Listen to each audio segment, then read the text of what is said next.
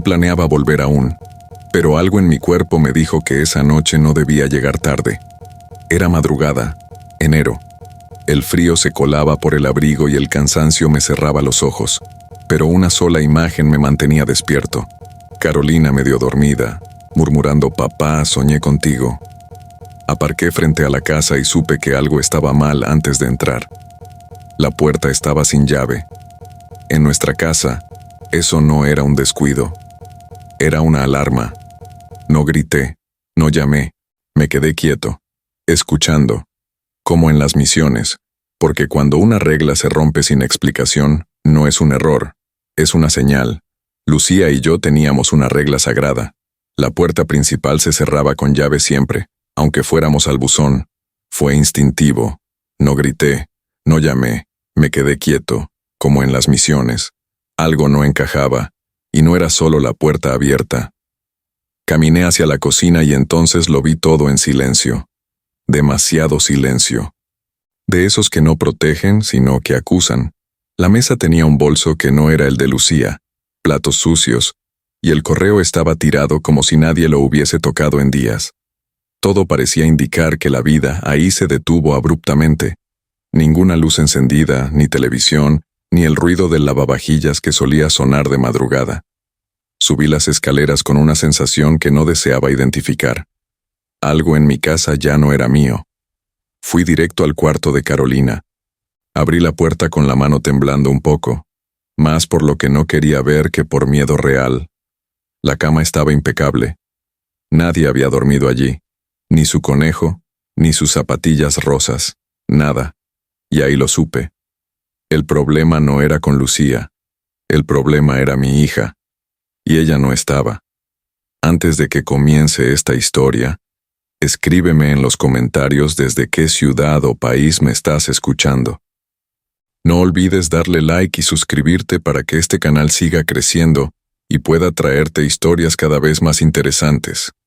Mi cuerpo se movía como si tuviera memoria propia.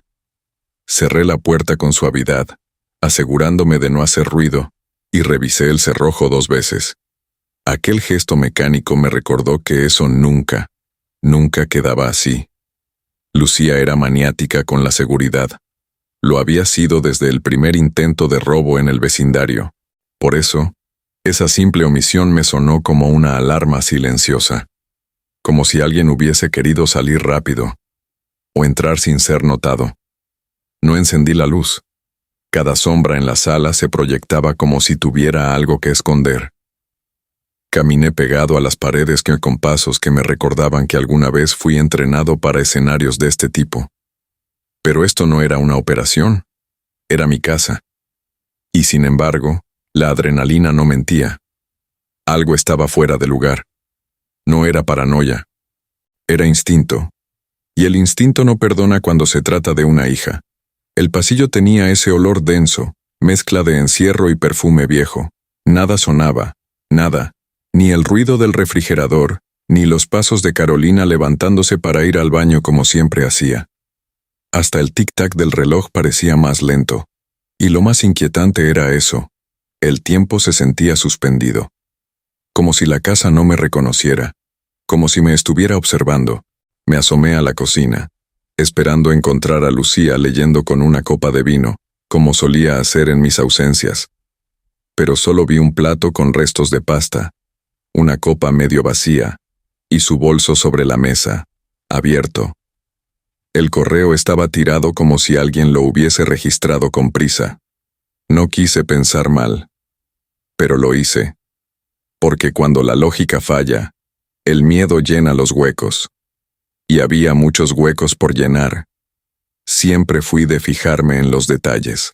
En la cocina, cada objeto parecía tener una historia inconclusa. 2 platos sucios, uno con restos de comida aún caliente, otro seco, olvidado desde hace tiempo.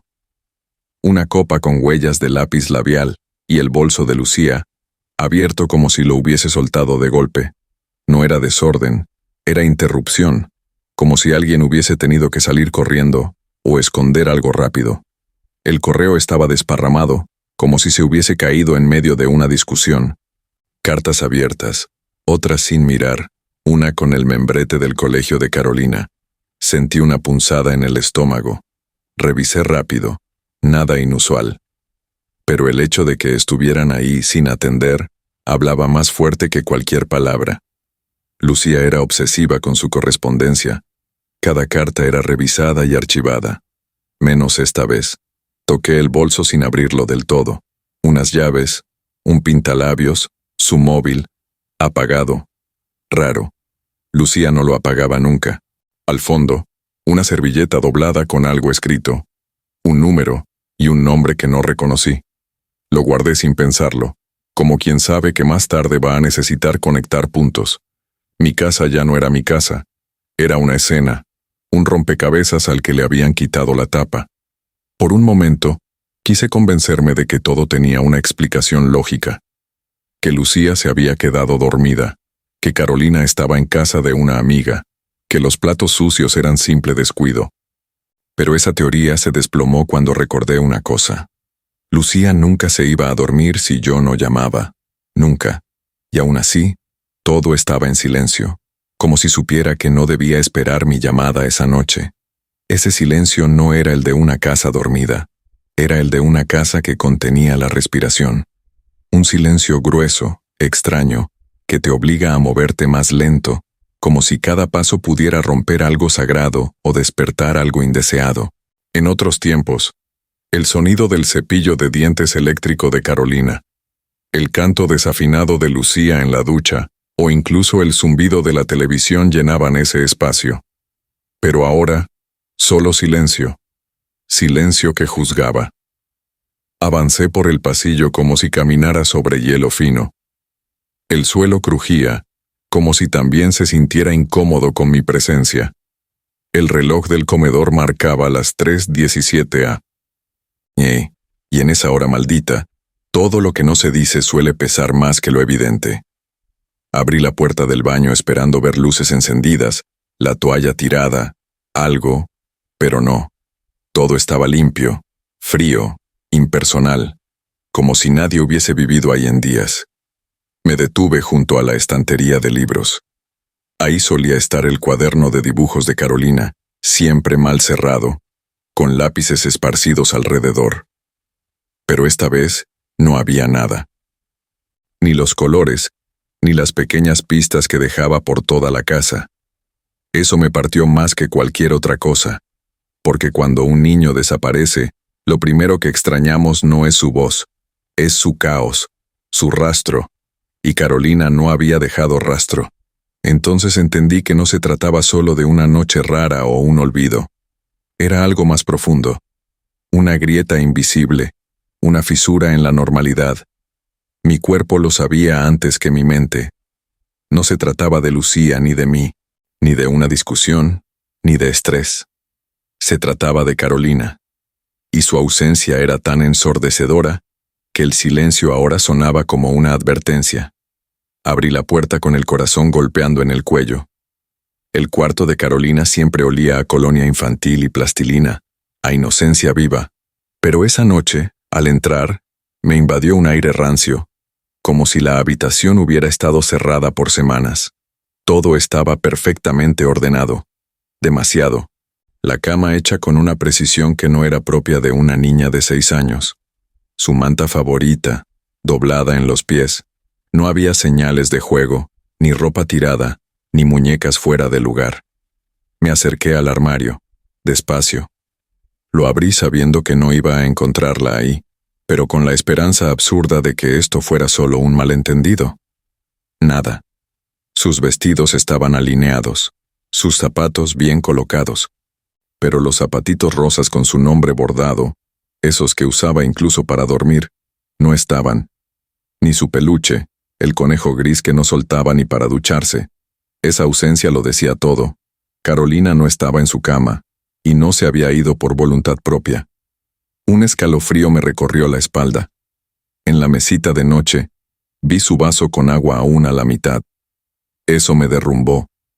Porque si había dejado el vaso ahí, y su conejo no estaba, eso significaba que la habían despertado, que alguien la sacó de la cama. Me agaché y miré debajo, buscando algo. Un rastro, Una pista. Nada. Solo polvo, como si todo hubiese sido limpiado con prisa. Y esa limpieza, en vez de tranquilizarme, me puso en guardia. Porque cuando limpias demasiado, es porque quieres borrar algo. Respiré hondo. No podía gritar. No podía dejar que el pánico tomara el control. Tenía que mantener la cabeza fría, pero la verdad me apretaba el pecho. Carolina no estaba donde debía. Y en ese momento exacto, lo supe con una certeza que dolía. Algo le había pasado, y quien fuera responsable aún estaba cerca. Me aferré a la idea de que tal vez estuviera en otra habitación, tal vez se había ido a la cama de su madre, tal vez estaba escondida, jugando. Pero en el fondo, ya sabía que me estaba mintiendo a mí mismo. Salí del cuarto y fui directo al pasillo. Y allí, al pie de la escalera que conducía al desván, vi algo que me heló la sangre.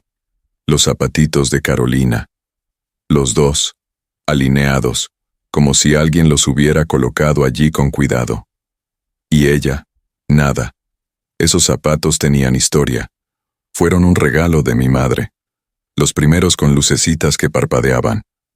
Carolina los usaba incluso dentro de casa, aunque se resbalara sobre el parquet.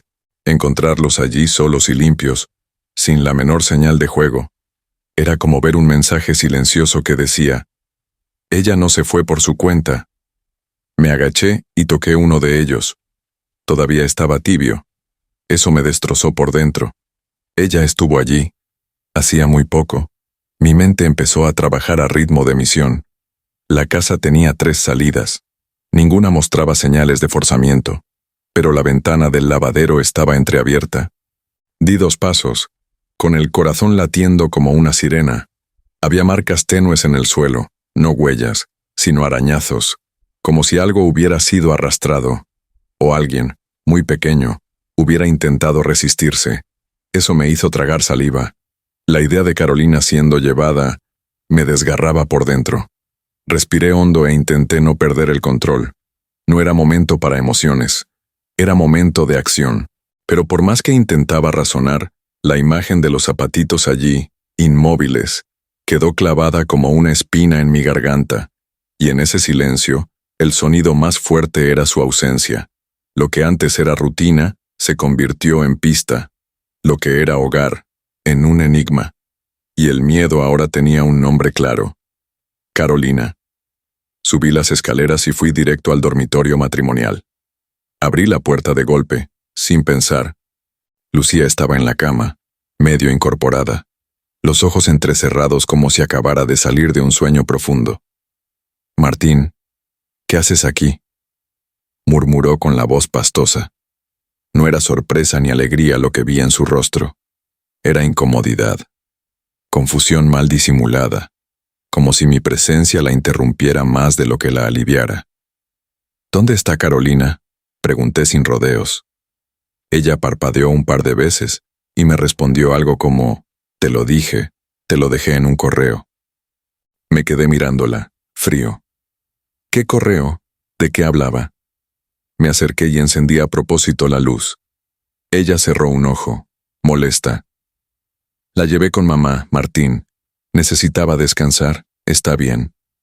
Su tono era tranquilo, pero había algo en su forma de evitar mirarme que me hizo fruncir el ceño. Lucía se sentó al borde de la cama, bajó los pies, pero no se levantó. Yo no apartaba la mirada de ella. «¿A qué hora se la llevaste? ¿Por qué no me dijiste cuando hablamos ayer?», insistí. Ella tardó demasiado en responder. Miró hacia la ventana, se frotó la frente. Pensé que no importaba, que estabas ocupado. Mi madre se ofreció y yo estaba agotada. Cada palabra sonaba ensayada, como si tuviera una versión lista, no una verdad. No grité, no amenacé, solo repetí, en voz baja, con el cuerpo tenso: «¿Dónde está Carolina?». Porque cuando la persona que comparte tu cama no puede darte una respuesta clara sobre el paradero de tu hija, algo se rompe, y ese algo ya no vuelve a su lugar. El silencio entre Lucía y yo fue tan brutal que hasta el sonido de la ciudad parecía lejano. Y ese vacío, más que su voz, fue la confesión que me empujó a salir de la casa. No me bastaba con su explicación. Algo en Lucía no cuadraba, no era solo cansancio. Su lenguaje corporal gritaba incomodidad. Me incliné hacia ella, sin levantar la voz, pero con una firmeza que ya no podía disimular. Dime exactamente a qué hora te fuiste, quién estaba con tu madre, cómo se la entregaste, si llevaba abrigo, si llevaba su conejo. Una pregunta detrás de otra, como metralla. Quería acorralarla con la verdad, no con amenazas. Lucía resopló como si yo estuviera exagerando. Dijo algo como, ¿por qué estás así? Carolina está bien. Pero no podía sostenerme la mirada. Bajaba los ojos, frotaba las manos, buscaba distracciones en la habitación. No había nada en su tono que transmitiera una madre tranquila. Había culpa, o miedo, o ambas. Me levanté despacio, crucé los brazos, y repetí, palabra por palabra, ¿dónde está nuestra hija, Lucía? Ella se levantó por fin, caminó hacia el baño, se mojó la cara. Estaba evitando. Al salir, murmuró, no me hables así, Martín. No estoy haciendo nada malo. Ahí supe que algo más grande estaba ocurriendo, porque cuando alguien tiene que defenderse antes de ser acusado, es que algo esconde. Volví a preguntar más suave, ¿está Carolina en peligro? Y lo que me respondió fue aún peor. Claro que no. Está con mamá. Ella siempre ha sabido cuidarla. Eso me heló. Mercedes, la abuela. Esa frase cambió el eje de todo, porque Carolina nunca iba sola con ella. Nunca de noche. Nunca sin avisarme. Lucía sabía que yo no confiaba en su madre, y aún así, la había dejado con ella, sin decirme nada. En ese momento, entendí que no podía perder tiempo. No iba a esperar el amanecer. Me vestí en silencio, salí de la habitación sin mirar atrás, y subí al coche. Mercedes era ahora la única pista, y también el nuevo problema. Cuando cerré la puerta detrás de mí, escuché su voz desde el pasillo. Te lo mandé por correo, Martín. Me detuve en seco. Giré apenas el rostro y respondí sin mirarla. No recibí ningún correo, Lucía. E incluso si lo hubiese recibido, ¿desde cuándo se informa del paradero de una hija por email? Mi voz estaba cargada de decepción, no de ira. Era más como hablarle a una desconocida que dormía en mi casa con mis llaves. Bajé las escaleras mientras mi cabeza revisaba cada conversación reciente, cada mensaje, cada llamada. Nada, ni una palabra sobre que Carolina dormiría fuera, ni una nota, ni un mensaje de voz, ni siquiera una indirecta. El hecho de que ella mencionara un correo inexistente me hizo pensar, ¿realmente lo mandó? ¿O esperaba que yo lo creyera sin comprobarlo? Porque cuando alguien miente, se refugia en lo que no se puede verificar fácilmente. Revisé mi móvil al llegar al coche. Silencio. Ningún correo, ninguna notificación perdida, ningún spam. Abrí incluso la bandeja de promociones, de papelera, todo, nada. Eso confirmó que Lucía no se había equivocado. Había mentido. Había inventado un aviso que nunca envió. Y si mintió sobre eso, ¿cuánto más estaba ocultando? El peso de esa idea me hizo aferrar el volante con fuerza. Ya no era solo desconfianza, era traición. Encendí el motor sin saber qué iba a encontrar en casa de Mercedes. Pero ya no podía pensar como padre dolido. Tenía que pensar como hombre en guerra. Porque si la abuela de mi hija estaba involucrada, esto iba más allá de una negligencia. Y mientras el coche rodaba por las calles oscuras de Madrid, solo repetía en mi cabeza una frase. Si le hicieron algo, juro que lo sabrá todo el mundo. Lo que más me dolía no era lo que Lucía decía, era lo que no podía sostener. Su mirada evitaba la mía como si le quemara. Cada vez que le preguntaba algo directo, a qué hora, cómo se despidió Carolina, si llevaba su peluche, ella respondía con rodeos. No me acuerdo bien, creo que sí. Fue todo muy rápido. Pero yo conozco a Lucía. Cuando dice la verdad, te la lanza a la cara. Esa noche, parecía tener miedo de sus propias palabras. No era solo su falta de precisión, era el sudor en la frente, el parpadeo nervioso, el temblor en los dedos cuando encendía un cigarro que no llegó a fumar. Cada detalle corporal gritaba más que su voz. Cuando alguien ha vivido contigo años, no necesita confesar en voz alta. Basta con cómo se sienta en el sofá, con cómo aprieta los labios, con cómo respira.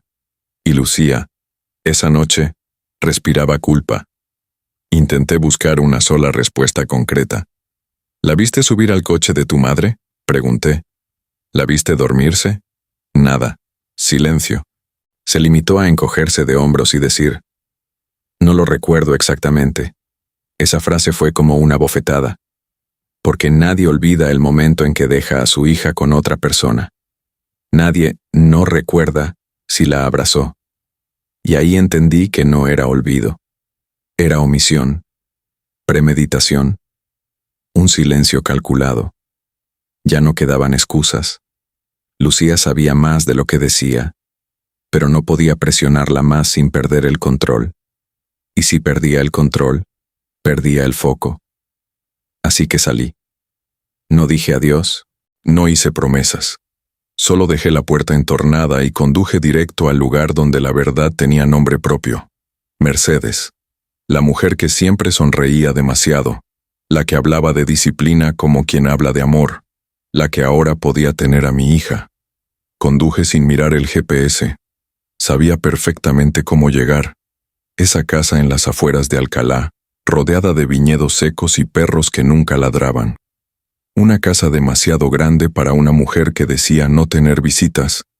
El trayecto fue corto, pero cada kilómetro se alargaba como si la noche se negara a mostrarme la verdad. La cabeza me iba a 1000, pero por fuera seguía en modo operativo. Foco, silencio, control.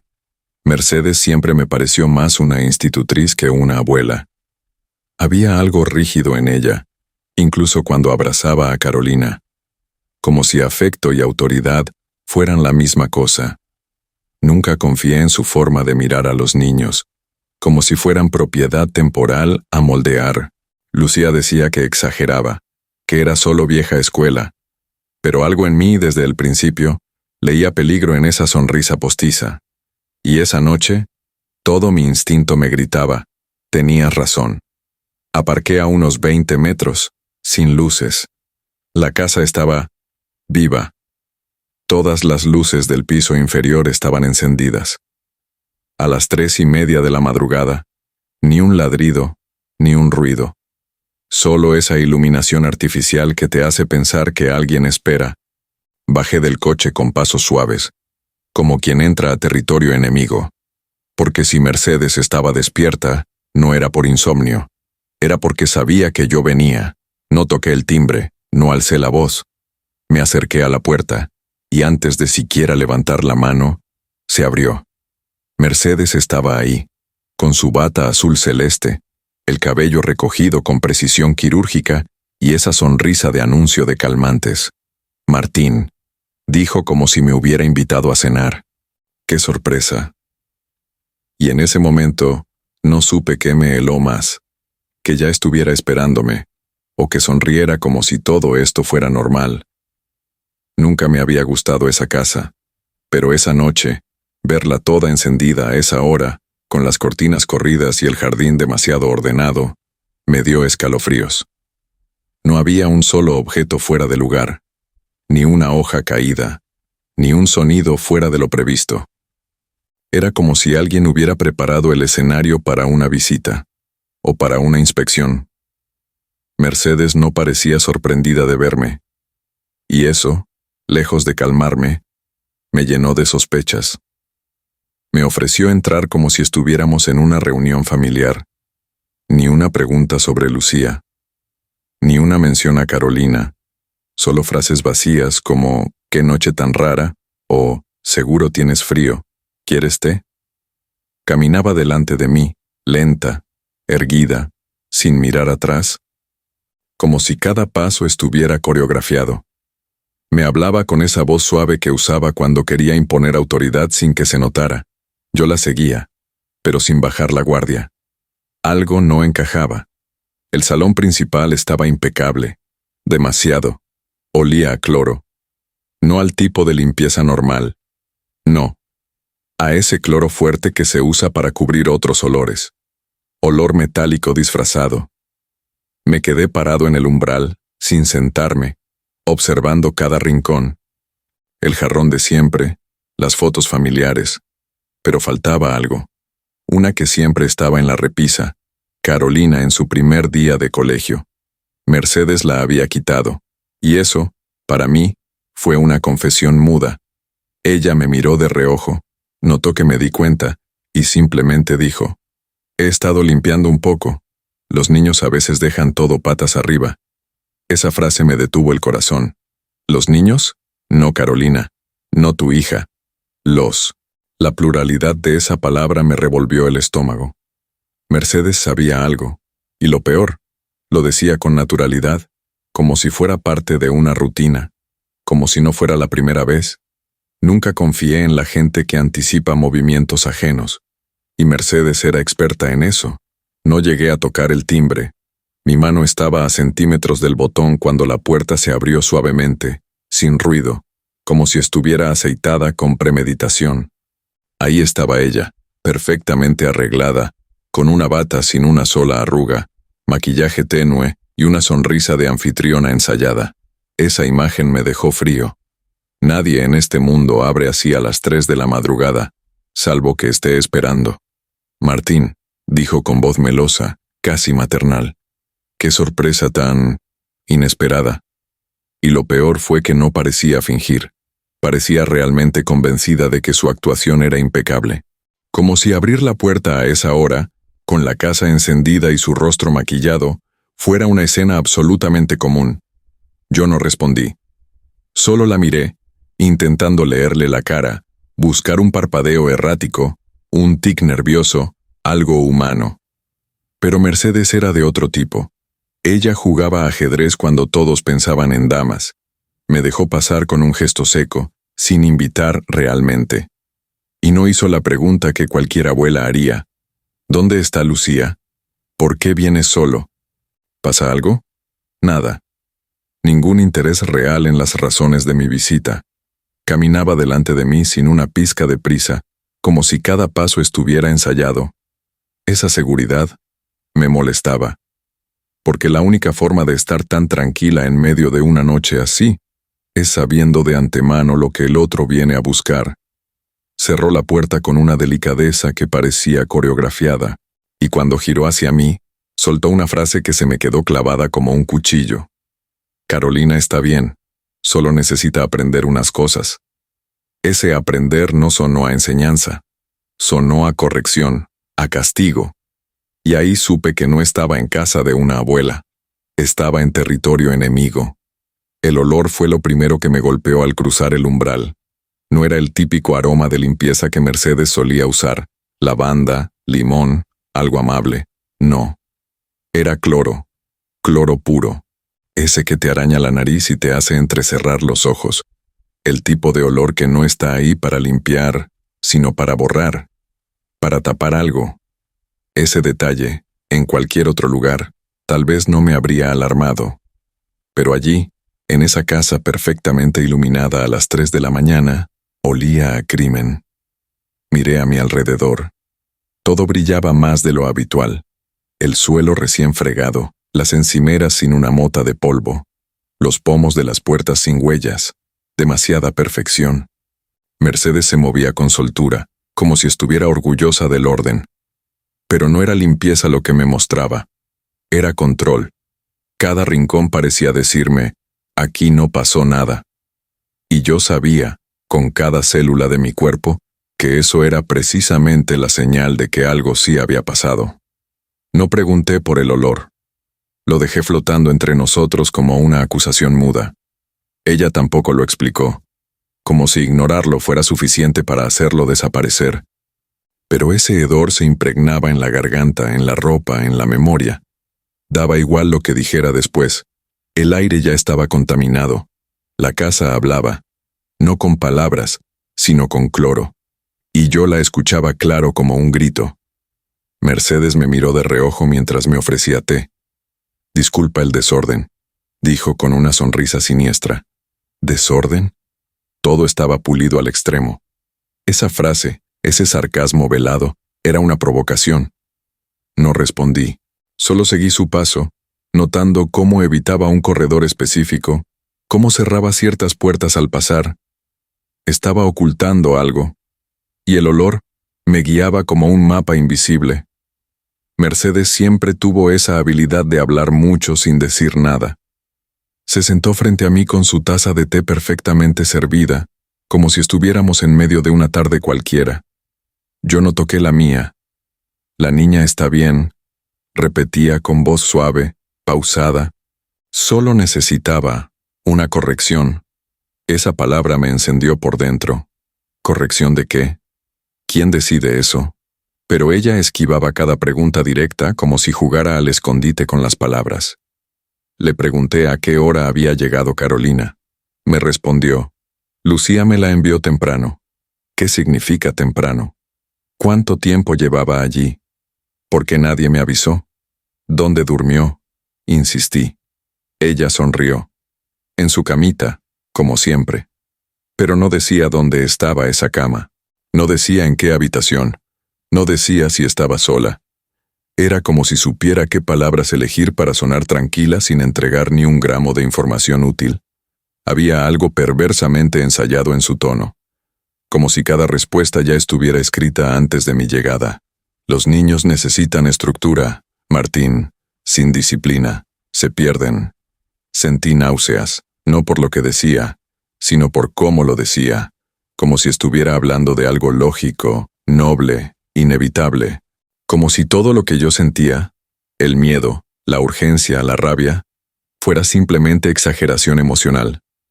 Esa calma impostada era su defensa, y también su arma. Intenté una última vez. ¿Puedo ver a Carolina?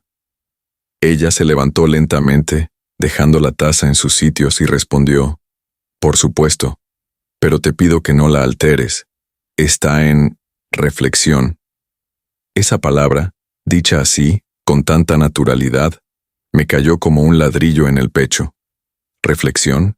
¿Qué clase de castigo era ese? Algo en su voz me dijo que lo peor aún no lo había visto.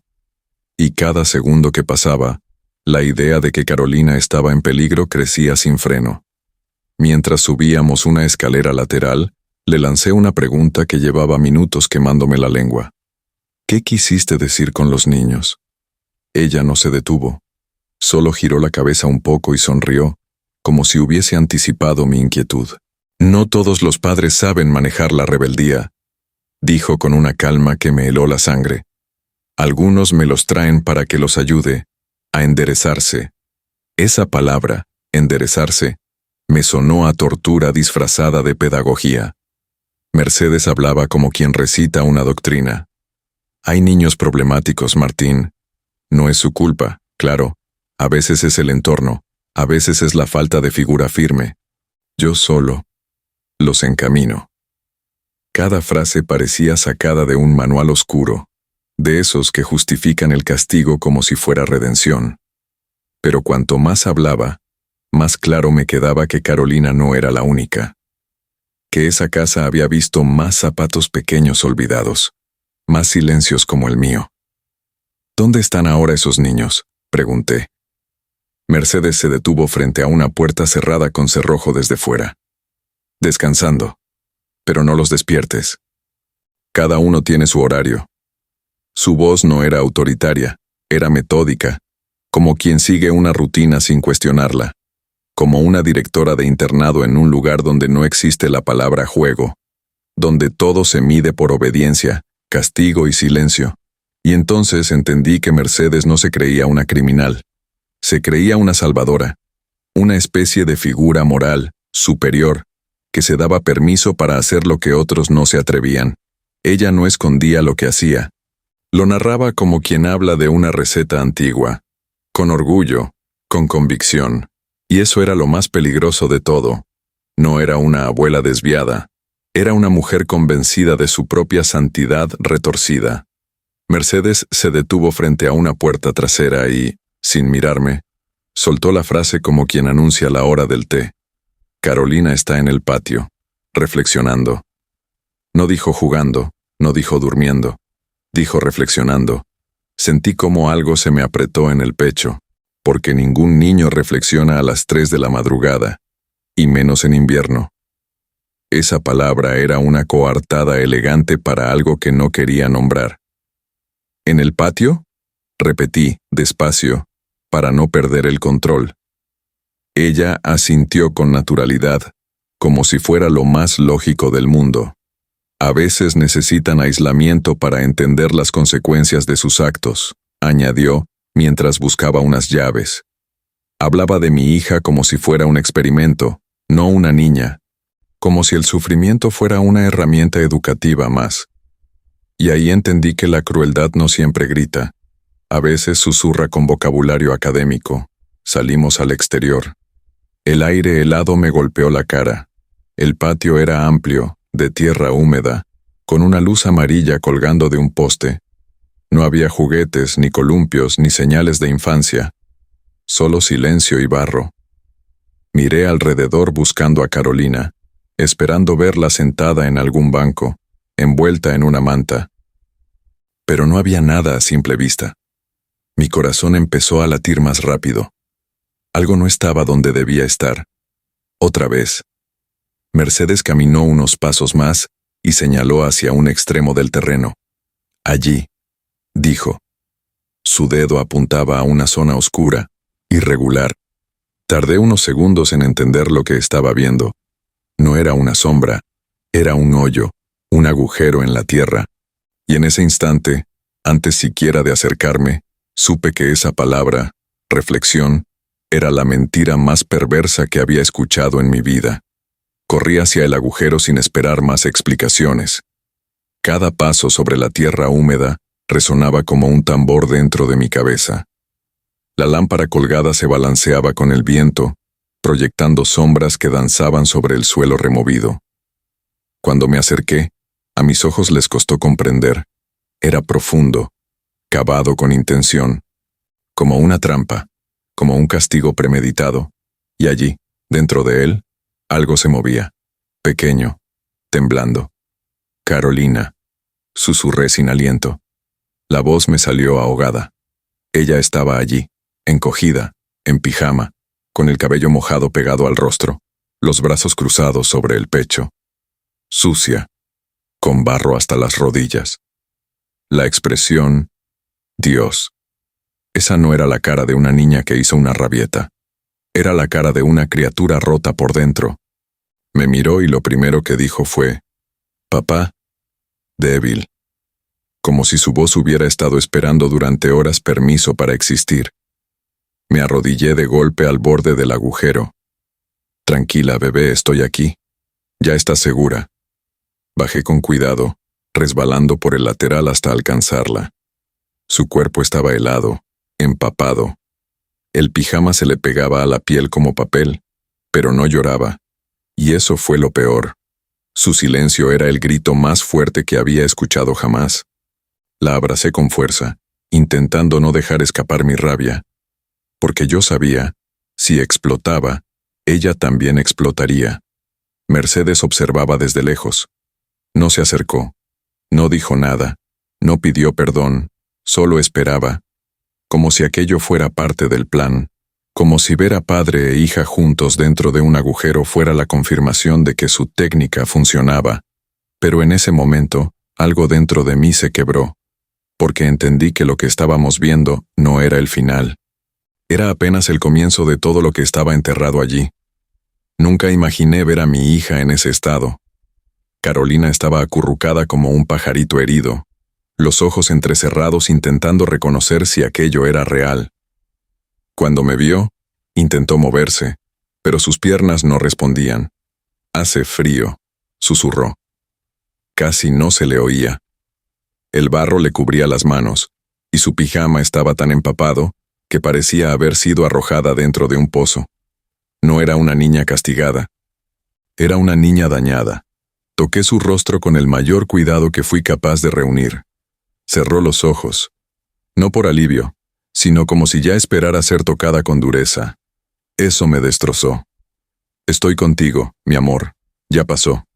Te juro que nadie más te va a hacer daño. Solo asintió. No lloró. Y eso fue lo más alarmante. Carolina siempre lloraba. Era intensa, sensible, dramática. Y ahora, era silencio puro, como si le hubieran apagado el alma. La abracé con fuerza pero sin urgencia. Sentía su piel helada contra mi pecho, y cada temblor era como una descarga directa al corazón. Subí con ella en brazos, resbalando un poco por el borde del agujero. Cuando por fin la apoyé sobre el césped, se aferró a mi cuello como quien se agarra a la vida. Y en ese instante entendí que lo peor aún no había sido dicho. Porque ella no quería que yo mirara. No hacia atrás. No hacia el otro lado. Papá, no mires en el otro hoyo. Esa frase me paralizó. Su rostro pegado al mío, su respiración entrecortada, y esa súplica dicha con el terror más absoluto. No era curiosidad, no era confusión, era pánico. Y ese pánico me decía, sin más palabras, que el verdadero infierno aún no lo había visto. El barro me tragaba los pies mientras bajaba al hoyo, pero nada me importaba más que llegar a ella. Carolina temblaba, empapada, con la mirada perdida entre el miedo y el cansancio. Me agaché, le hablé bajito, como si cualquier ruido fuerte pudiera romperla más. Ya estoy aquí, princesa. Papá está aquí. Ella no reaccionó de inmediato, pero sus ojos, finalmente, se enfocaron en mí. Y ese instante fue un puñal. Me reconoció, pero no sonrió. Me acerqué despacio, sin brusquedad. Ella se dejó abrazar con una docilidad que no era suya. Carolina siempre fue inquieta, respondona, eléctrica.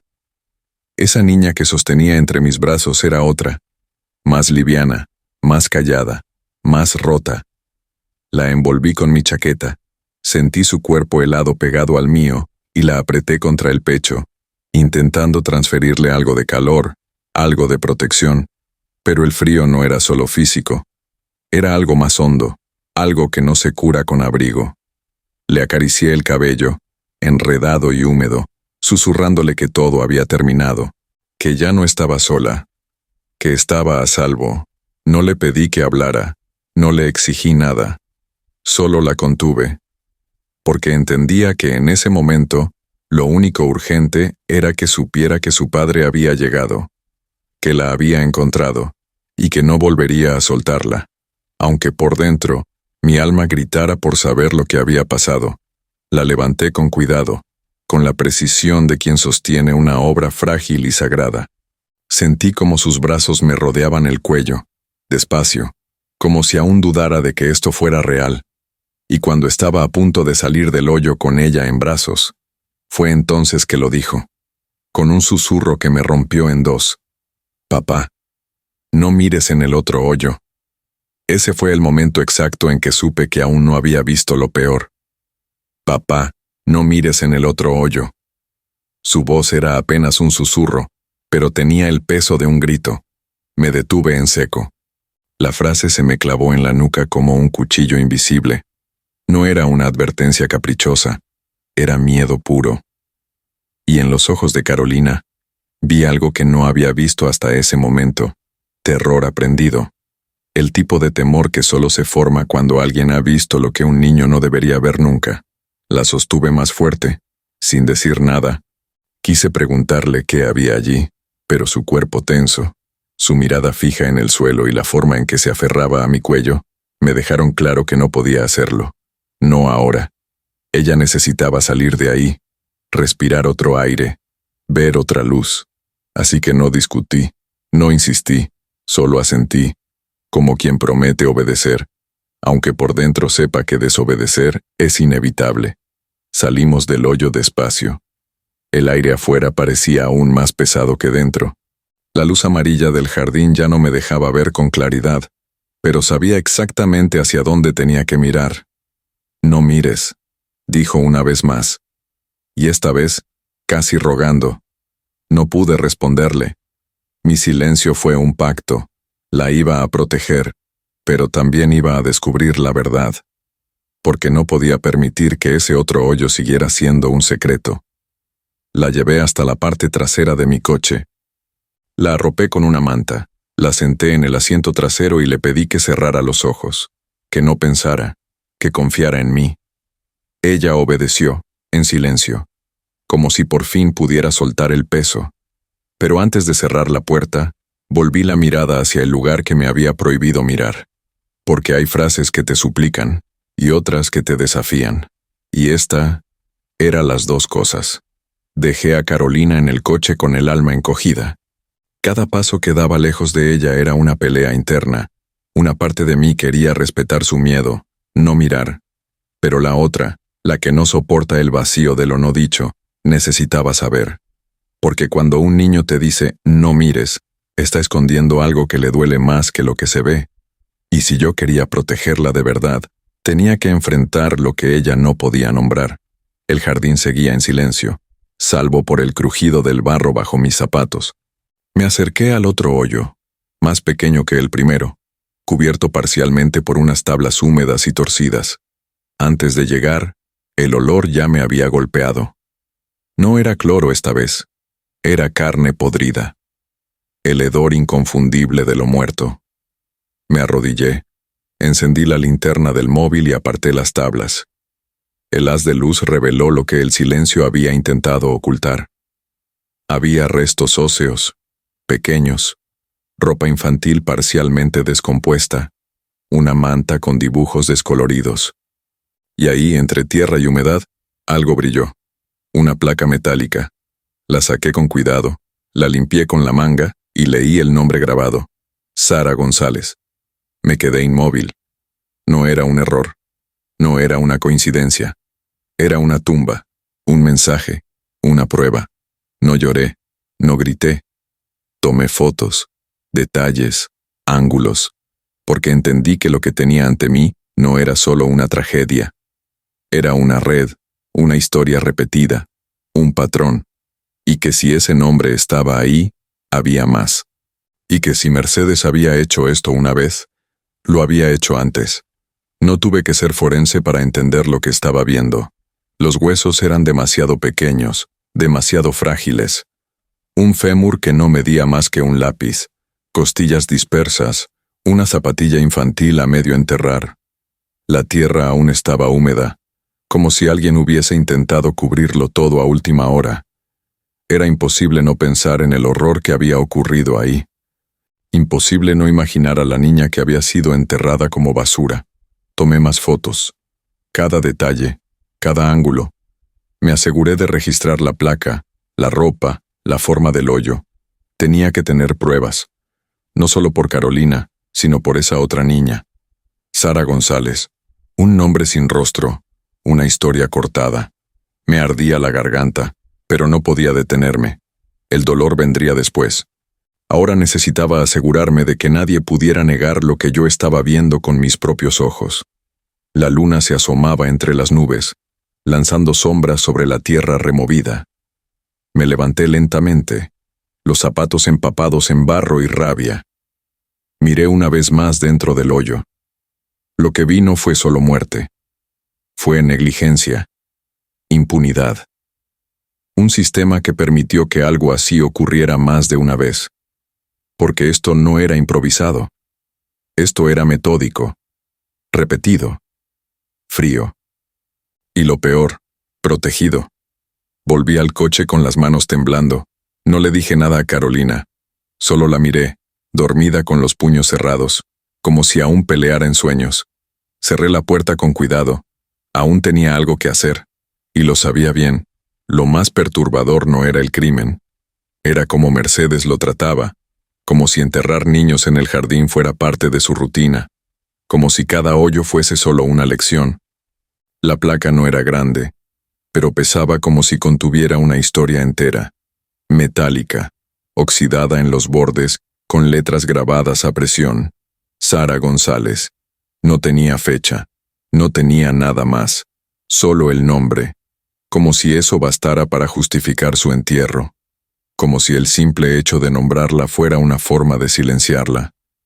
La sostuve con las manos sucias, temblando. Ese pedazo de metal hablaba más fuerte que 1000 gritos. No era improvisada. Alguien mandó hacerla. Alguien pensó que una niña merecía ser enterrada con una identificación, pero no con justicia. Eso fue lo que más me enfermó. No era una desaparición descuidada. Era un sistema, un protocolo. ¿Cuántas placas más había bajo ese jardín? ¿Cuántos nombres faltaban por desenterrar? En ese instante, supe que Carolina no fue salvada por suerte. Fue salvada por tiempo. Guardé la placa en una bolsa plástica que encontré en el coche. Tenía que entregarla como evidencia. Era la prueba que conectaba todo. La mentira de Lucía, la frialdad de Mercedes, el olor a cloro, los hoyos, el castigo disfrazado de corrección. Sara González no era solo una víctima. Era la prueba física de un crimen sostenido, la llave para derrumbar todo. Volví la vista hacia la casa. Las luces seguían encendidas. Mercedes esperaba, tranquila, como si supiera que, incluso con todo lo que había visto, no me atrevería a hacer escándalo. Pero eso era antes. Ahora tenía un nombre y un cuerpo, y eso lo cambiaba todo. Volví a entrar a la casa como quien camina hacia la boca de un lobo. Y allí estaba ella, en la cocina, sentada con las piernas cruzadas, impecable, con una taza de té entre las manos como si no hubiera cadáveres en su jardín. Me observó sin sorpresa, como si ya supiera lo que había visto. ¿Lo encontraste?, dijo, sin levantar la voz. Esa frase, tan casual, tan brutal, me dejó helado. No preguntó qué. Preguntó sí, porque ya sabía. Me quedé de pie, sin responder. Mis botas cubiertas de barro chorreaban sobre el suelo recién fregado. Ella no hizo ningún gesto de molestia. Solo señaló una silla. Siéntate. No estás bien. El nivel de perversidad en su tono me revolvía el estómago. ¿Cómo se podía hablar de té, de sillas, de estar bien, después de eso? ¿Después de enterrar niños? Y lo peor, lo decía con una tranquilidad clínica, como si eso fuera parte de su mundo perfectamente ordenado. Mercedes comenzó a hablar, de educación, de disciplina, de cómo los padres actuales son blandos. Decía frases como, nadie quiere hacer el trabajo sucio, o, hay niños que necesitan límites más allá del afecto. Me hablaba como si estuviera tratando de convencerme, como si todo lo que yo acababa de ver tuviera una lógica, una razón, una doctrina. Pero yo ya no escuchaba. Cada palabra me parecía un insulto al dolor, una burla a Sara, a Carolina. La interrumpí con una sola pregunta. ¿Cuántos más hay? Su respuesta fue el silencio. Sonrió. Bebió de su taza. Y ese gesto, ese maldito gesto, fue peor que una confesión. Porque no solo sabía, no solo lo aceptaba, lo había convertido en rutina.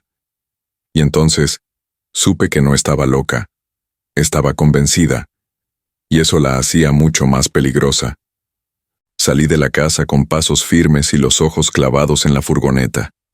Carolina seguía allí, acurrucada bajo la manta, los ojos entreabiertos, flotando entre la vigilia y el susto. Abrí la puerta con suavidad, me senté a su lado y le susurré, «Ya está, mi amor, te voy a sacar de aquí». Ella asintió apenas, sin decir nada. No hizo preguntas, no pidió explicaciones, solo confió. Y ese silencio era lo más desgarrador de todo. Ajusté la calefacción al máximo, cerré las puertas con seguro y verifiqué cada traba 3 veces. Como si el mundo entero quisiera alcanzarla. Como si Mercedes pudiera atravesar las paredes. Le quité el abrigo y la cubrí mejor. No protestó. No reaccionó. Era como si todo en ella estuviera en pausa. Como si su infancia hubiera quedado atrapada en ese agujero. Y yo sabía que esto no se borraba con calor ni con ternura. Antes de alejarme, dejé mi móvil en el asiento delantero, con el botón de emergencia activado. Le enseñé cómo usarlo. Le expliqué el claxon, la alarma, todo. Voy a entrar otra vez. Solo un momento. Tú quédate aquí. No abras. No hables. Solo escucha esto. Me apretó la mano, con fuerza. Y nada más, como si con ese gesto dijera todo lo que no podía poner en palabras. Cerré la puerta, respiré hondo y miré una vez más hacia la casa.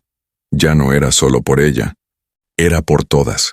Por las que tal vez seguían ahí. Por las que ya no estaban. Y por mí. Porque si salía de ese lugar sin terminar lo que había empezado, no podría vivir conmigo mismo. No pasaron ni 10 minutos desde que la dejé en la furgoneta, pero cuando regresé Carolina ya no dormía.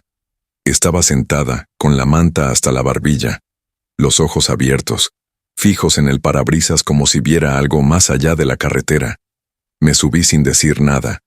No quise asustarla, pero entonces ella habló sin mirarme, con voz bajita. Papá, mamá me llevó. Esa frase me cayó como un disparo. No grité, no reaccioné, solo tragué saliva. Mamá me dijo que era por poco tiempo, que tenía que portarme bien. Cada palabra salía de su boca como si no la comprendiera del todo, como si la estuviera repitiendo sin saber qué significaban. Me dijo que la abuela me iba a enseñar cosas, porque yo era muy inquieta. Esa última palabra la dijo con duda, como quien recuerda algo aprendido a la fuerza. En ese instante, supe que Lucía no solo sabía, participó, eligió, traicionó. Carolina no lloraba, pero su mirada era otra, la de una niña que dejó de confiar. Me miró por fin y dijo, ¿ella sabía lo del hoyo? Y yo no supe qué contestar, porque la verdad era un puñal que no podía darle aún. Le acaricié la cabeza y le dije lo único que podía decir sin mentirle. Ahora estás conmigo, y no te voy a dejar nunca más. Porque en su inocencia ya había entendido que fue entregada, no perdida, no olvidada, entregada. Encendí el motor con las manos temblando. Necesitaba aire, luz, justicia, pero sobre todo, necesitaba proteger esa pequeña verdad que aún quedaba en Carolina, la que no lograron arrancarle, y en lo más profundo de mí, una nueva pregunta crecía sin freno. ¿Lucía lo hizo por convicción o por dinero? Las sirenas rompieron el silencio como un cuchillo en carne viva. En cuestión de minutos, el jardín se llenó de luces rojas y azules, de pasos apurados, de voces con autoridad. Ambulancias, policías locales, guardia civil, todos con caras duras, pero ojos en shock. Porque lo que encontraron ahí no era un caso aislado. Era un cementerio infantil escondido entre té y disciplina. Y eso, ni el más entrenado lo puede procesar rápido. Carolina fue la primera en ser atendida. No me separé de ella. Mientras los paramédicos la examinaban, yo respondía preguntas sin parar. Mostré las fotos, entregué la placa de Sara, indiqué el otro hoyo, pero lo que nadie esperaba ocurrió. De entre las habitaciones cerradas comenzaron a salir niños, lentos, en silencio, como si no supieran si debían alegrarse o esconderse. Niños, reales, vivos, más de lo que podía contar en un solo vistazo. Mercedes no opuso resistencia, sonrió, como si todo estuviera saliendo como planeado. Tienen todo registrado, dijo con una serenidad aterradora. Todos firmaron. Cuando un agente intentó esposarla, ella se rió. Esto no es ilegal, es necesario. Esa frase me quedó retumbando en la cabeza, porque no hablaba como una criminal. Hablaba como una funcionaria, como alguien que sentía tener respaldo, y eso lo cambió todo. Los primeros informes médicos confirmaron lo que ya sabíamos: hipotermia, hematomas, desnutrición leve. Pero la verdadera prueba eran los ojos de esos niños. Ninguno lloraba, ninguno gritaba. Solo observaban, como si el miedo aún tuviera la última palabra. Y en medio de todo ese caos, alguien pronunció un nombre que me partió por dentro. Lucía. ¿Ella también estaba en esa red? ¿Era cómplice? ¿O solo la mensajera perfecta? Lo que empezó como un rescate doméstico se convirtió en una investigación nacional en menos de 24 horas. Las autoridades excavaron cada rincón del terreno de Mercedes. Lo que encontraron fue indescriptible. Varios hoyos más, algunos vacíos, otros con restos óseos. Todos marcados con placas similares a la de Sara González. No era un accidente, era un sistema, un protocolo. Y lo más repulsivo, estaba organizado, con nombres, fechas, documentación falsa. Los registros médicos de los niños rescatados revelaron un patrón idéntico. Lesiones que no se trataban, alimentación restringida, aislamiento prolongado. Pero lo más perturbador era la naturalidad con la que todo estaba archivado, como si alguien esperara, un día, tener que justificarlo ante un juez. Había contratos, firmas, cuadernos con notas sobre el progreso conductual de cada niño, como si fueran objetos a corregir, no personas a cuidar. No tardaron en vincular la propiedad con una ONG educativa que, en papel, ofrecía apoyo familiar intensivo. Detrás, un entramado de fundaciones y nombres repetidos, entre ellos, el de un juez jubilado, familiar directo de Mercedes. Eso explicaba por qué nunca hubo denuncias que prosperaran, por qué Lucía hablaba de confianza, por qué Carolina fue llevada allí como si nada, porque lo de Mercedes venía de arriba. Cuando le mostré la foto de Sara a un agente, su expresión cambió por completo. Tenemos una alerta de desaparición de hace 3 años con ese nombre, dijo. Esa frase lo confirmó todo. Las niñas no eran castigadas, eran sustraídas, y algunas, olvidadas. Carolina no solo fue víctima, fue sobreviviente, y ahora, todo recaía sobre mí. Contar lo que vi, y enfrentar lo que venía después. Cuando por fin creí que todo había terminado, la verdad mostró su capa más sucia. La investigación destapó algo aún más podrido que los hoyos del jardín: protección institucional. No era solo una abuela desequilibrada, era una red de favores, de omisiones deliberadas, de expedientes extraviados a propósito. La finca de Mercedes había sido inspeccionada 3 veces por servicios sociales, y en todas, el informe fue sin observaciones. Era imposible creer que fue por error. Uno de los nombres en los documentos internos era familiar: el juez Esteban Rivas. Retirado, pero con conexiones vivas en el ministerio. Hermano de Mercedes. Había firmado acuerdos, desviado fondos y blindado la casa con un manto de legalidad asquerosamente eficaz. Mientras tanto, niños entraban y no salían. Madres eran convencidas con discursos manipuladores. Y padres, como yo, eran mantenidos al margen. Todo esto no fue negligencia, fue arquitectura criminal. Lucía, interrogada formalmente, confesó haber firmado el consentimiento sin leer. Pero los mensajes, las transferencias bancarias y su silencio cómplice decían otra cosa. Lo había hecho por dinero, una suma mensual, disimulada como apoyo familiar. No lloró al contarlo, solo dijo: pensé que era un centro especial. No sabía que hacían eso. Pero sabía, o eligió no saber, y eso la hacía culpable igual. Las condenas comenzaron a caer: arrestos, cuentas congeladas, pérdidas de custodia. Pero el daño ya estaba hecho. Y mientras Carolina dormía en una cama blanca de hospital, rodeada de dibujos nuevos y enfermeras gentiles, yo entendí que el infierno no se esconde en monstruos con garras.